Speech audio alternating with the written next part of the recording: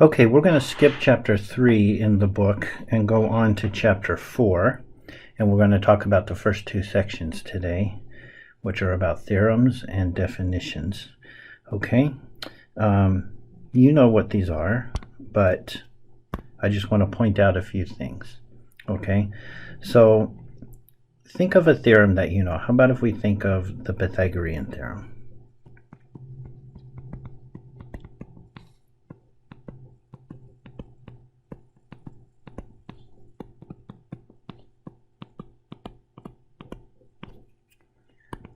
Okay, and there's lots of ways you can word that. I'm going to word it this way. The sum of the squares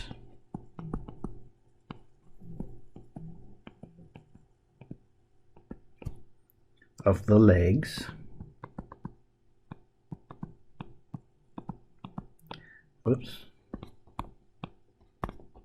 of a right triangle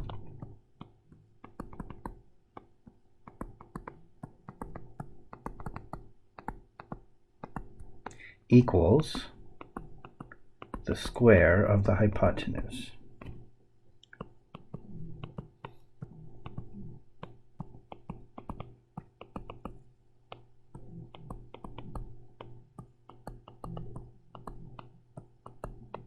Okay, so there's the Pythagorean theorem. Now, the thing I want to point out is that practically every theorem is a conditional statement.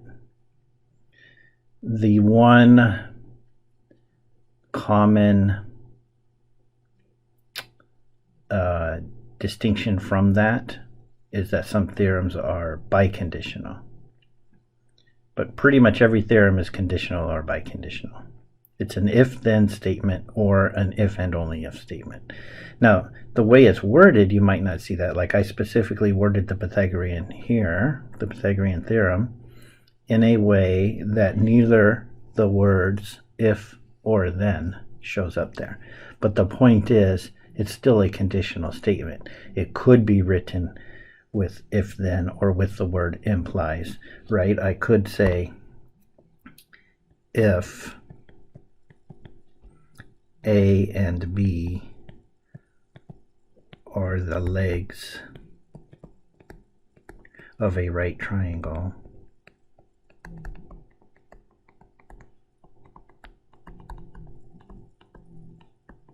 with hypotenuse C,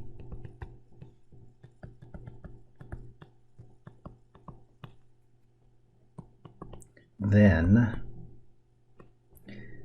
a squared plus b squared equals c squared. So if I word it that way, then you can clearly see the if then. Okay?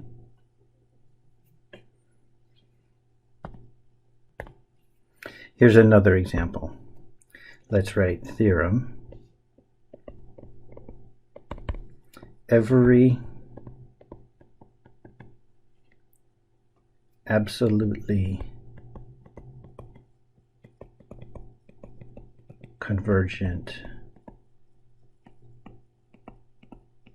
series converges. That's an if-then statement. It's just not written in that form, but it is.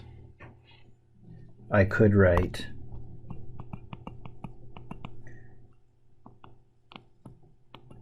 if this series converges absolutely,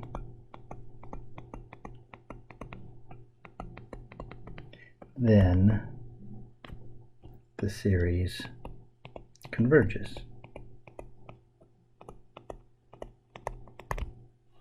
Okay? So if a theorem is really an if-then statement, then that means it has a hypothesis and a conclusion. And how would you prove a theorem that was an if-then statement? You would have to show that if the hypothesis is true, then the conclusion is also true. Okay? Now, what about definitions? A definition is a biconditional statement that is almost always written as a conditional statement. That's a little bit of a little bit of cheating that we do, but it's just something that we have agreed to allow. Okay, like let me give you an example. This is right out of the book. It says definition 4.1. This is a definition of the word even. Okay, it says an integer is even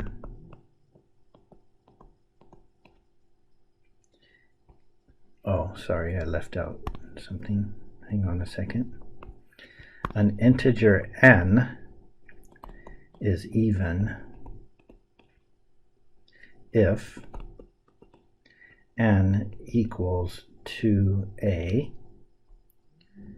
for some integer a. Okay? But there's technically two words missing there. You see, if that was the whole definition, then what that does is it tells me certain numbers that can be called even. But technically that definition does not tell me that every even number satisfies that condition. Do you see what I'm saying? You might not see what I'm saying because it's easy to not see it. You see, let me word it this way. That definition, the way it's written there, if that was the whole thing, then technically that does not tell me that the number 3 isn't even. You might say, well, yeah, because it does, because 3 equals 2 times 1.5, and 1.5 is not an integer. But look, that's written as an if-then statement. It is unidirectional. It says, if n equals 2a for some integer a, then n is even. Right? Here's the word if. The word if is not at the beginning, it's right there. What comes right after the word if? This does. So that's the hypothesis, because that's coming right after the word if, which means this is the conclusion. Okay? So it's saying if n is 2 times an integer, then n is even. This does not technically say that every even number is 2 times an integer. Right? So this definition, the way it's written, it would allow me to say 2 is even because 2 equals 2 times 1, and 4 is even because 4 equals 2 times 2. This technically does not say that 3 isn't even. Okay, are you starting to understand what I'm saying there?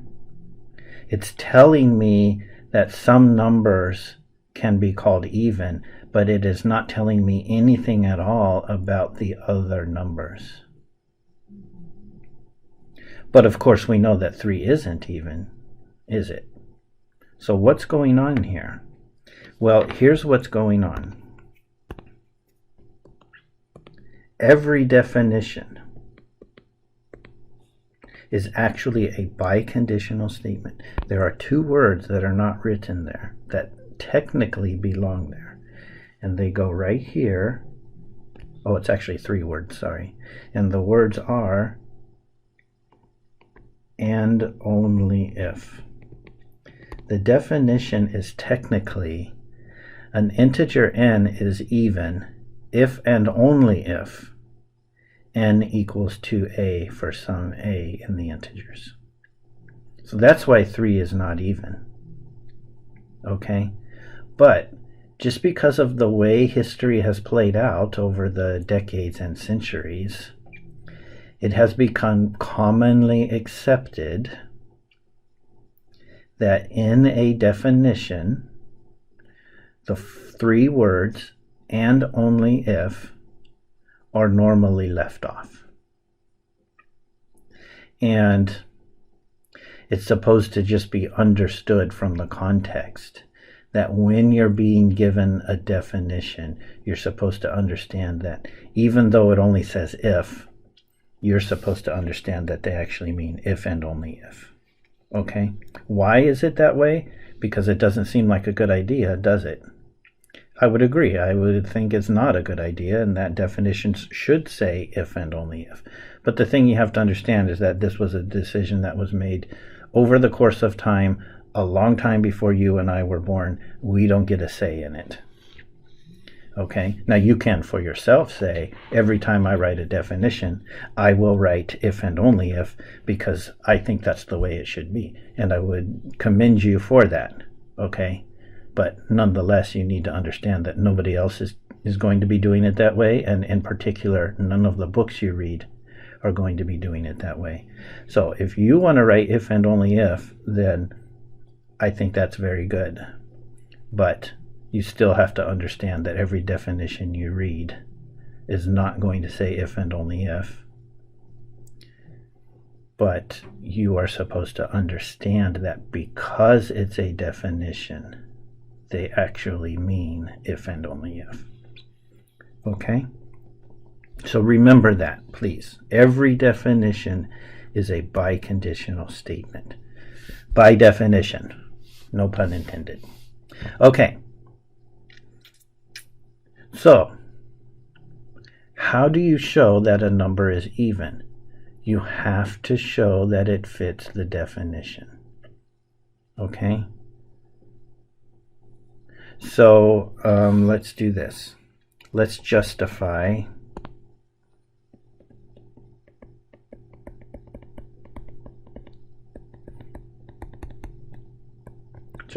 this statement.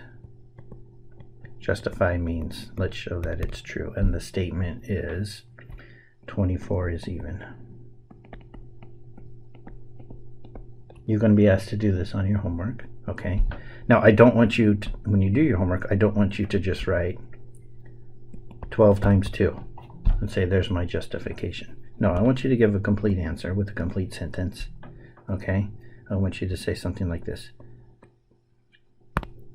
24 is even since 24 equals 12. I'm actually going to write it this way. 2 times 12. Would it be correct if I wrote 12 times 2? Sure, 2 times 12 and 12 times 2 are the same. But why am I writing 2 times 12? I'm writing it in that order specifically because I'm trying to show that 24 fits the definition of even. And in the definition of even, I see n equals 2 times a. Here's my n right here. So I want to write that n equals 2 times something, because that's the way it's worded in the definition. It doesn't mean it would be wrong if I wrote 12 times 2, but I want to point out that if you're trying to show that something fits a definition, you should really show that it fits exactly as the definition is written. Okay? And by the way, I'm not done either. Because why? Is there a period right there? Is that the end of the definition? No. There's a condition on the number a, right? What's it say? For some a in the integers. What's my a in this case? My a is 12. If I am justifying the fact that 24 is even, then I have a little bit more to write. I need to point out that a, in this case, 12, is in fact what kind of number? It has to be a integer. And so I need to point that out. So I should say 24 is even since 24 equals 2 times 12, and 12 is an integer.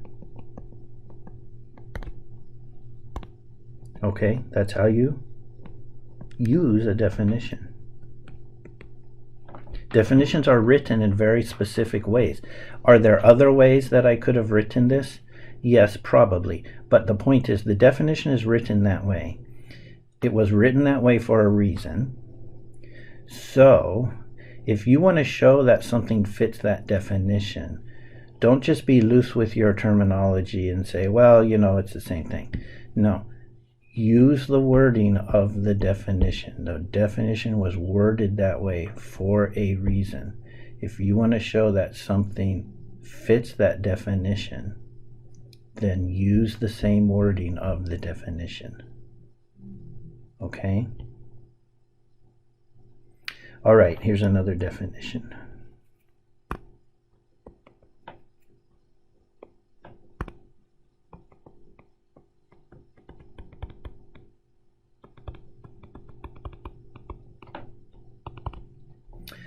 This is for odd. It says an integer n is odd if, but of course you know now that that actually is if and only if, right? N equals 2a plus 1 for some integer a.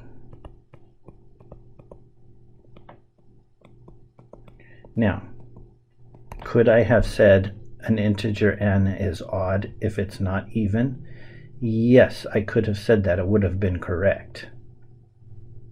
However, that's a negative statement, right? I'll say the statement again. An integer is odd if it's not even. You hear the word not in there? So that's a negative statement. Negative statements tend to be harder to justify or to prove than positive statements. Okay, so let's justify that 3 is odd.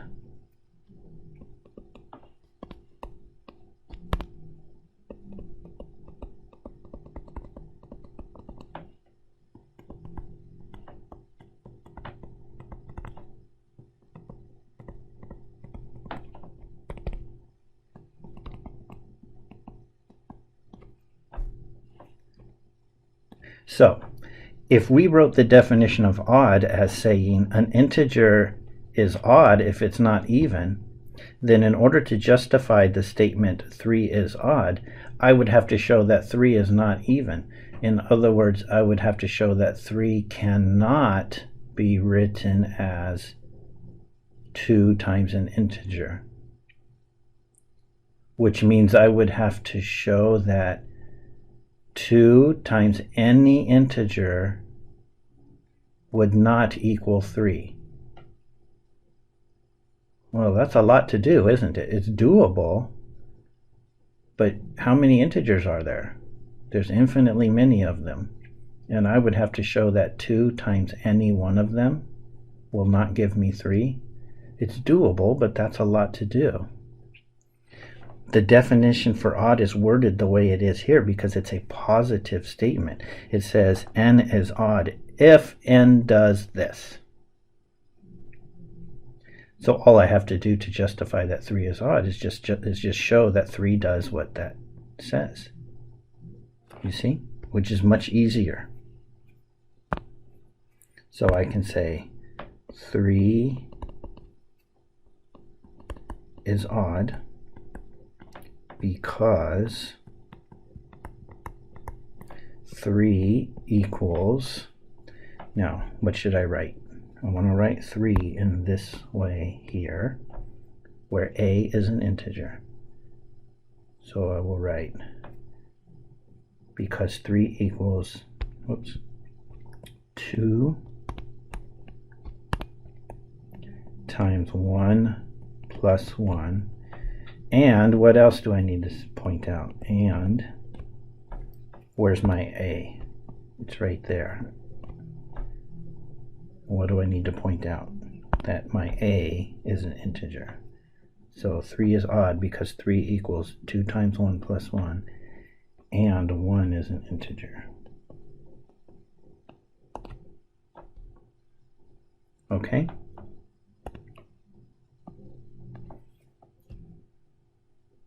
I could say 3 is odd because 3 equals 2a plus 1, where a equals 1, which is an integer. I could have said that. Let me write that out so you can see it. 3 is odd because 3 equals 2 times a plus 1, where a equals 1, which is an integer.